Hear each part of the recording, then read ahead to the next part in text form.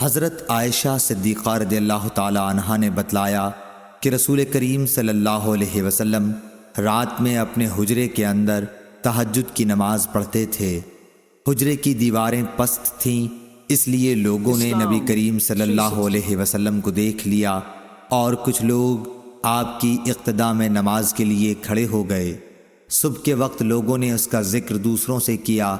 फिर जब दूसरी रात खड़े हुए तो कुछ लोग आपकी इक़्तिदा में उस रात भी खड़े हो गए। ये सूरत 2 या 3 रातों तक रही। इसके बाद रसूलुल्लाह सल्लल्लाहु अलैहि वसल्लम बैठ रहे और नमाज के मकाम पर तशरीफ़ नहीं लाए। फिर सुबह के वक्त लोगों ने इसका जिक्र किया तो आपने फरमाया कि मैं डरा कि कहीं रात की नमाज तहज्जुद तुम पर फ़र्ज़ न हो जाए। इस ख्याल से मैंने यहाँ का आना नागा कर दिया। सही बुखारी हदीस नंबर 729।